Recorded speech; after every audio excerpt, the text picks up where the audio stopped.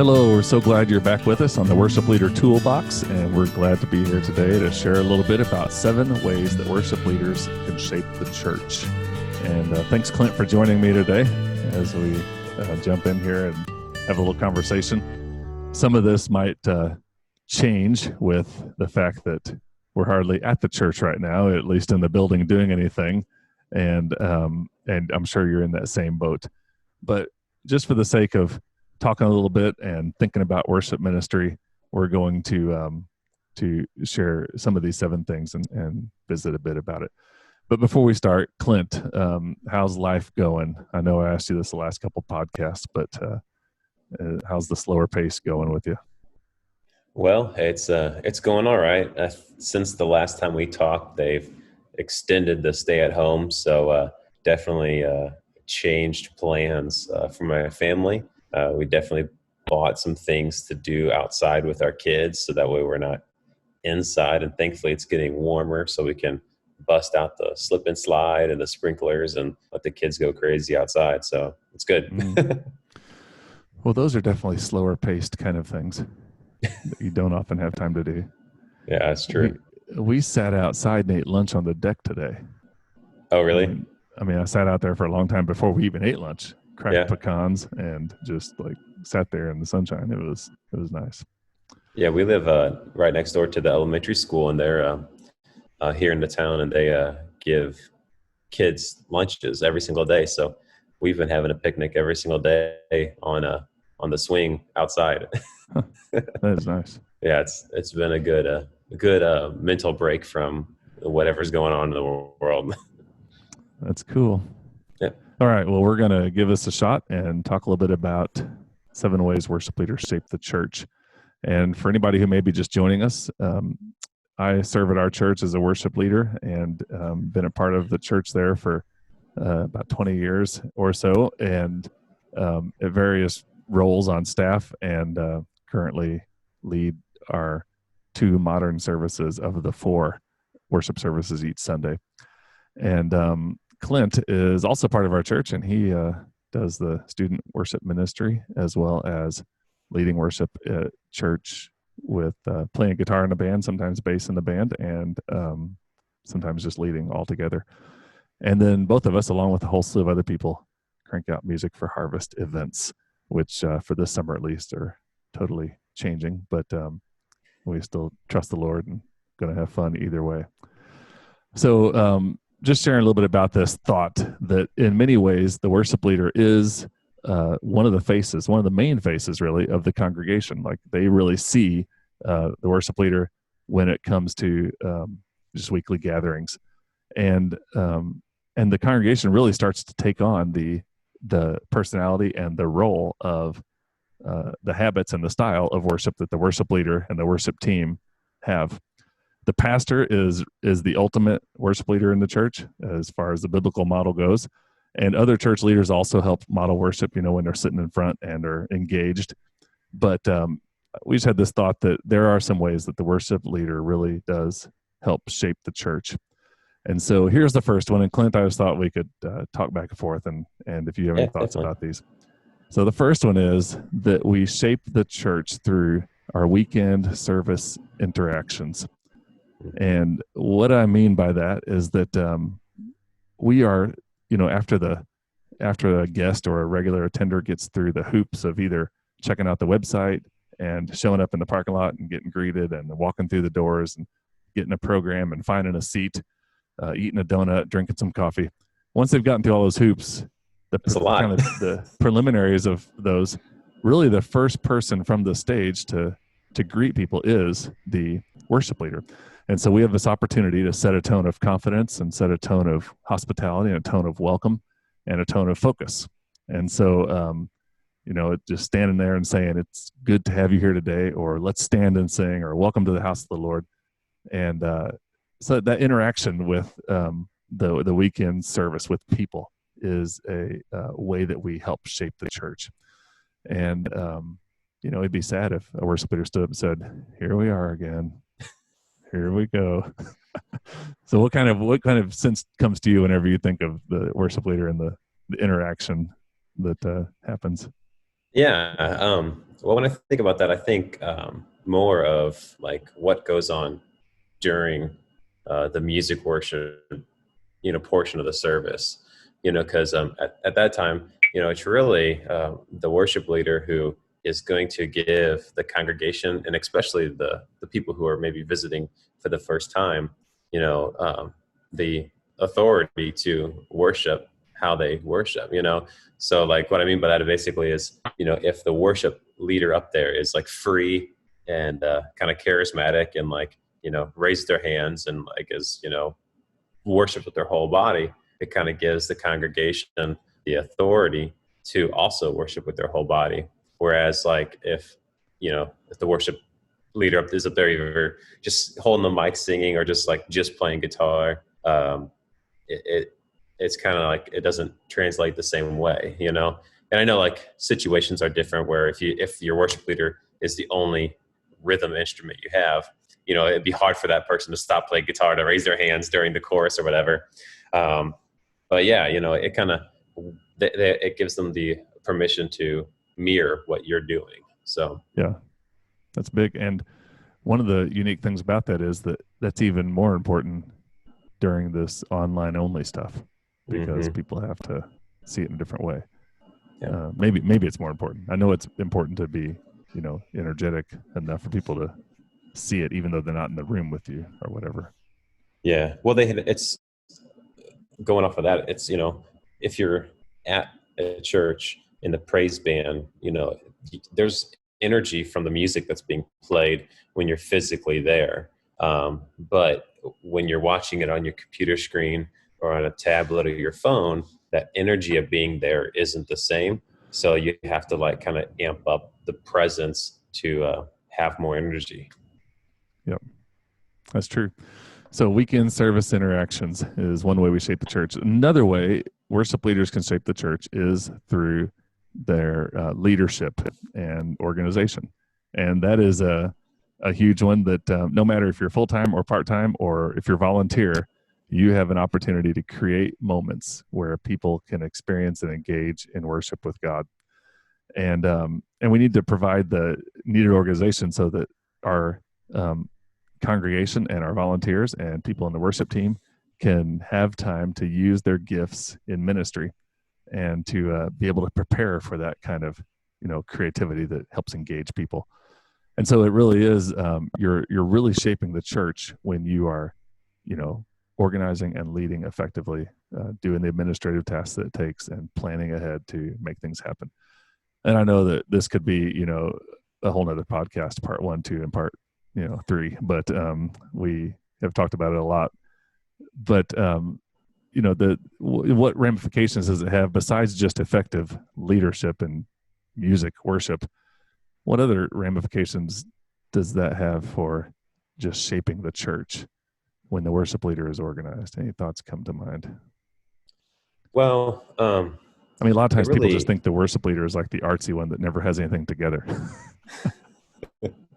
Well, I think that's just a bad stereotype, that people maybe just like fulfill, but it's an interesting question because there's so much involved with what's going on Sunday that, and that like leads up to that, because depending on your church and everything, I mean, you have your sound tech, your video tech, your lights, what the pastor himself is doing or talking about. There's so many areas that, kind of come together, and, a lot of those areas fall underneath the worship pastor, worship leader, it would be the worship leader's, task to kind of like give the information for the upcoming weeks to the sound guy or the lights or the video people. And, not having the communication, or hypothetically, when I was at a different church several years ago, I would just show up Wednesday night on our practice night and like hand everybody the music and be like, here's what we're doing. And it was always a battle, and I never understood why. I was like, young and dumb, but yeah, there's so many like parts that like interlock with each other, that if everyone is on the same page it makes the whole week or the next 3 weeks kind of transition nicely. You know what I mean? It's smoother. All right, so that's a nutshell for sure, but we'll just That's an egg. we'll just keep that going. But it is true that, you know, if we consider the worship ministry at church to be the you know, church ministry in general, just lives changed and people's you know, eternity kind of in the balance of all this, it seems kind of crazy to go about it half-heartedly. And so, you know, we do our best and we strive for excellence and we delegate roles and we equip people and we pull people in, and all that requires some level of organization. And it seems kind of sad that, you know, people just assume that you know, the surgeons and the rocket scientists and the, you know, all the other people around, the attorneys that are supposed to be, you know, prim and proper and have everything together, and then they just sort of assume that church staff, and sometimes, like you said, church staff just think that on their own, just out of the stereotype, you know, fulfilling it, self-fulfilling prophecy type thing. But it seems sad for those folks to sort of dress the part of not really caring and you know, just kind of wing it and show up and do whatever, and it just really, it comes across in a lot of different ways, a lot of different scenarios. So that's a second one. That's a huge one for shaping the church. The third one is ways that worship leaders can shape their church is through their questions. So here's just a handful of questions. What can I do to help? What is our main goal? Do we need to really do this? Why are we doing this? What can you tell me that would help improve my work? And you know, a teachable worship leader is gold for a senior leader for sure, because otherwise you've got people that are just, you know, thinking they know it all. So that, you know, how can I improve? That's a great question. But some of these other questions, do we need to do this? Why are we doing this? What's happening? You've been pretty good at asking some of those questions. And so what sparks that in people? Well, you know, there's two really great questions in there that I whenever the staff talk about things coming up or new whatever, anything that we talk about, there's two things that I always think about. The first one is, does this align with our mission? You know, and then also, why are we doing it? You know, because even if it aligns with our mission, maybe we don't need to do it because it's not really a need. You know what I mean? So like, why are we doing this, and does it align with our mission, our vision? You know, I think those are questions that every staff person should ask, because otherwise you'll end up with a calendar full of events that are just kind of like, you know, there's no it's not pointing towards the main thing. They're basically filler. You're just doing stuff. Yeah. And in a lot of ways, it's kind of sad. Go ahead. Go ahead. I was just gonna say it's sad because people really start believing that that's what's helping them be effective, or, you know, just that they're changing each year, and in reality, it may not really be happening. Yeah, and something that's actually really kind of, I mean, if you can say there's an upside to this whole coronavirus and shelter in place thing, is that during all this, it kind of allows us to take a look at, like, you know, what are the things that we are going to be missing this summer, for example. You know, do we actually miss it, or is it something that was just on the schedule because it's been there for the last 10 years? And another thing is, like, what are we doing now that maybe we should have been doing this whole time? And, you know, for us, it's, you know, calling people, like just making a phone call, you know, you know, if you have a staff of, like, you know, 5 or 10 people, and they call, you know, 5 or 10 people every week, you know, you're going to have a good rotation of everybody in your congregation getting a one-on-one phone call with a staff member at the church. And some people might like that, and some people might not, but at least they know that you're there and care. Yeah. Some people stop answering their phones after a while. I definitely screen. I drove, I had to drive somewhere this morning, and so I talked to 4 or 5 different people just driving down the road, just checking in. But and that's such a simple thing. And I think you're exactly right with that, that there's some things that we've done for 10 years that we don't need to do any longer. I heard somebody one time say that the church has a knack for answering questions people asked 15 years ago. And then there's some things that, now we've kind of found out what's important. And another thing for our church besides the phone calling is just the fact that we've been sort of trying to, get things online a little bit better over the last, few months. And it's been a vision, and had a couple changes in, folks leading the charge. And now all of a sudden we're thrust into it, and what's happening. And so it's pretty cool. I just read this book last night, The 7 Practices of Ministry, from Andy Stanley, Roger Joyner, and those guys. Oh, okay. And it had one of the practices was to focus. And so that's huge on that. So questions help you focus. Yeah. Then the next one is worship leaders shape the church through their prayers. And this is praying for the church, praying for the people and for the teams and for the family members of the teams, and praying for the pastor and for the leaders, and just spending time in prayer. And so, a lot of worship team members are working day jobs and showing up at, rehearsal time, and showing up for what they got to participate in on Sundays.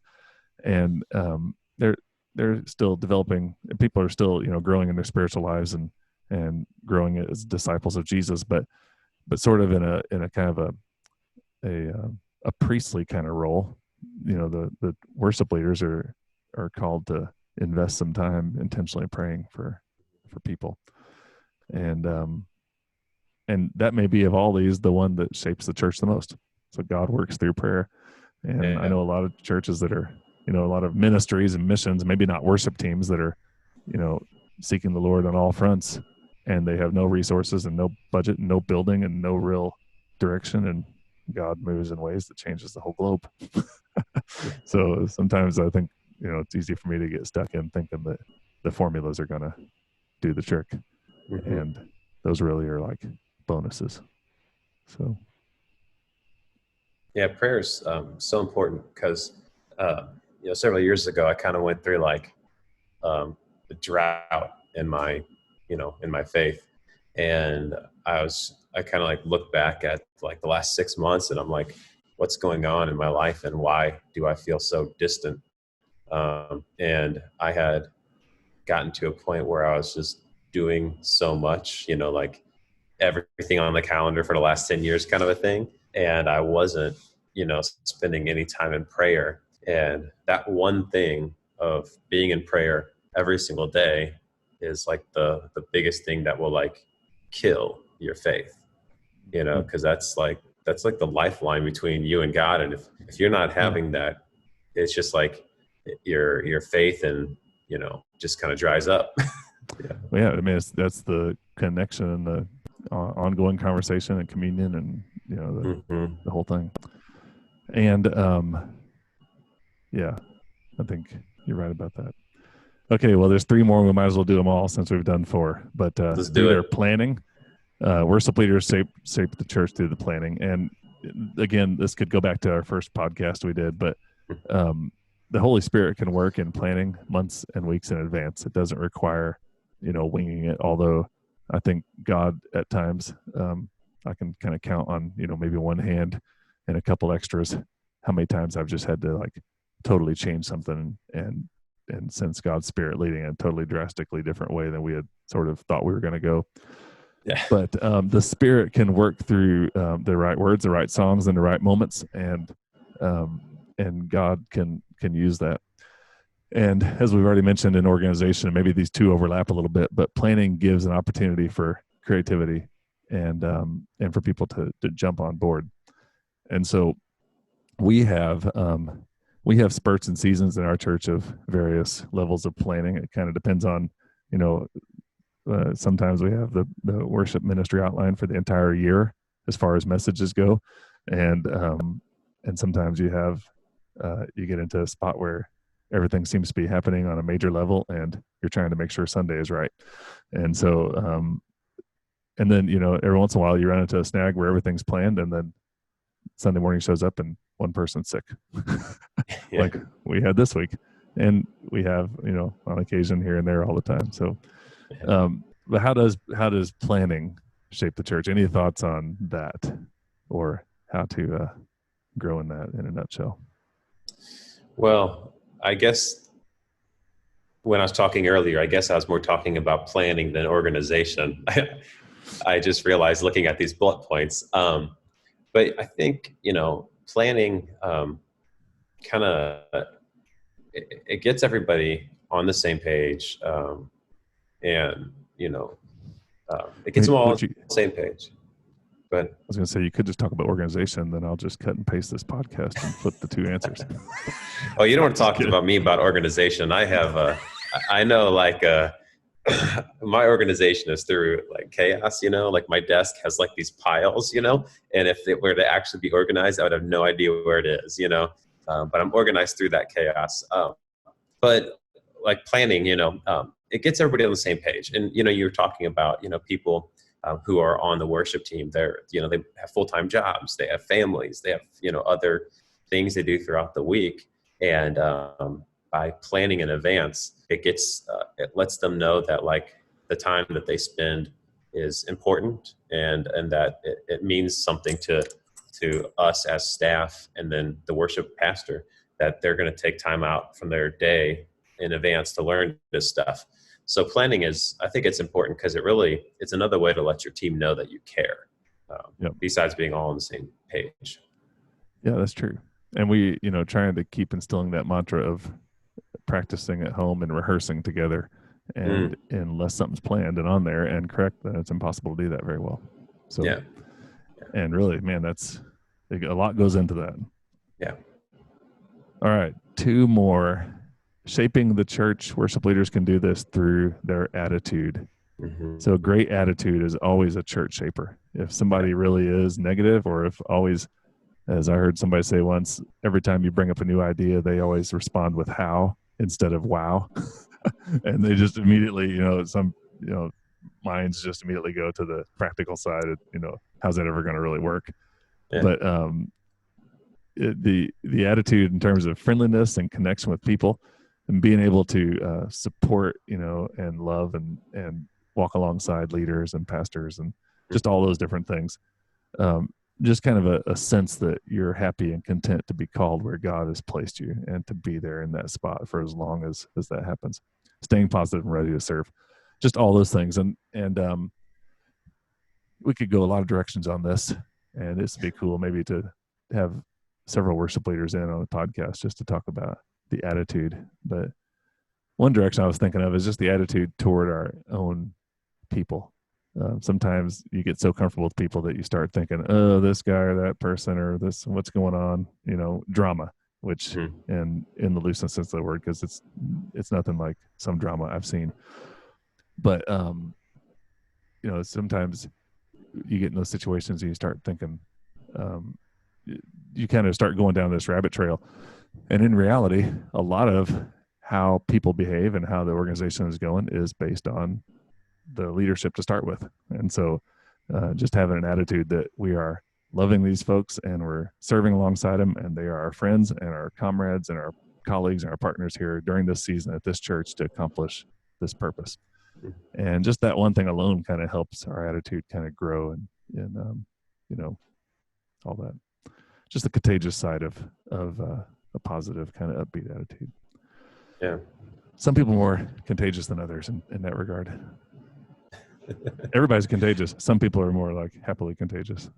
Yeah. Yeah. And the other side of that is also just being aware of it. There's I don't really get sick all that often, but when I do get sick, I'm like grumpy, and I really need to, like, if I'm sick and I'm like at church or something, like Sunday morning leading worship, I need to understand that Clint, you can't be, grumpy Clint right now. You have to be, you have to put a smile on. Everybody has bad days. But this is the 1 hour that they're seeing you out of, the whole week. And that's going to leave the impression, you know what I mean? That, how is it going to shape, through that weekend interaction? If you're energized, or if you're grumpy, if you're happy or sad, that's going to leave an impression on people throughout the whole week, from that service.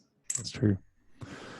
And maybe you overcome it for the people in the service, but the people closest to you in the worship team or the tech team, get a bad sense about, oh, he's having a bad day type feel. Yeah, there's definitely a few times where I've had to apologize to people. Oh yeah, we all have. And there's the weird side of what you just mentioned, that it's just that 1 hour or 2 hours that we are in front of all these people, but at some point there's just the mathematics.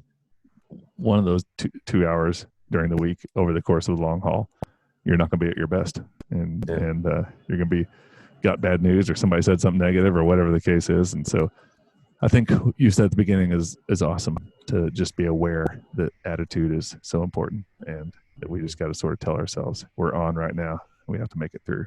And that's part of the sacrifice of, leading. But there's also the other side, that not every aspect of worship ministry is beboppy and happy and all smiles. And so, all the way through the Old Testament, there was all these places where the songs were of lamenting and sadness. And so sometimes our attitude can be, we have no idea, and we're as bummed as anybody else about this situation or this thing we're going through. So it's kind of been that way with all this coronavirus stuff. Yeah. Some people are just floating through life saying this is the best time ever. I mean, depending on the day, that's my answer about half the time. It's like Christmas break at home, just hanging out. And then other times you're like, this is terrible. It's the worst news I've gotten all week. Yeah. Okay. And also, Clint, the time I've known you most when you were sick, you weren't grumpy. You were just making really bad decisions, like getting 3 bottles of NyQuil and 450 tablets of I don't know what. Hey, Sam's was the only thing open at the time. All right, so for the very last one, then we'll wind this thing up, and that is shaping the church through their ability to develop the next generation of worship leaders. Yeah. And that's pretty obvious. We're not going to be here forever. So one of our biggest things that we're going to do besides prayer in shaping the church is who we're equipping, who we're going to leave, and the structure and the framework we're setting up for who is next. Yeah. And that's kind of daunting to think about it. Well, I mean, it is, and it isn't. My family just came downstairs. It is kind of daunting, but it also isn't daunting because it comes back to like your organization or your plan. And what I mean by that is, one of my roles at the church is for the high school worship band. And I've been doing that for a few years now. And this past year, I kind of switched things to be more intentional about basically passing the torch to those students, equipping them to be worship leaders before they go off to college or work or whatever they do in life. And it's been really good to do that, just to allow them to lead the songs, and I'm just kind of there to give them encouragement, help shape them if something is or isn't working or whatever it might be. Yeah, that's good. I heard one time somebody say that if you are raising up worship leaders in your church, you're growing somebody else's ministry, because not always are every single one of those people going to come through the pipeline and, serve as adults, like in the context of youth ministry. But on the other side of things, worship ministry is also one of the areas that has the most homegrown roles. I mean, there's a lot of people who attend a church, become part of the worship team, have a gift in music, and then become one of the leaders in the church, major player. So, all right. Well, those are the 7 things that help shape the church. I appreciate you sitting around today, Clint, and talking a little bit with me, and I hope it's helpful for those who are listening. We are glad that you have gotten a chance to be a part of the Worship Leader Toolbox podcast today, and we would love, if you are listening to this before October of 2020, to invite you to the Awakening Worship Conference, which is going to be happening in Troy, Illinois, St. Louis area, if we can gather in groups of more than 10. And if it's 10 only, I guess, ticket prices are going to be really high that day. I'm just kidding. We'll figure out some way to do it. But Awakening Worship Conference, we'd love to have you join us. And we'd also love for you to rate this podcast and to share it with other people, and to find us on Facebook, or to visit us on the website for blog posts and other podcasts. So thanks again, Clint, and hope you have a great rest of the day. You too.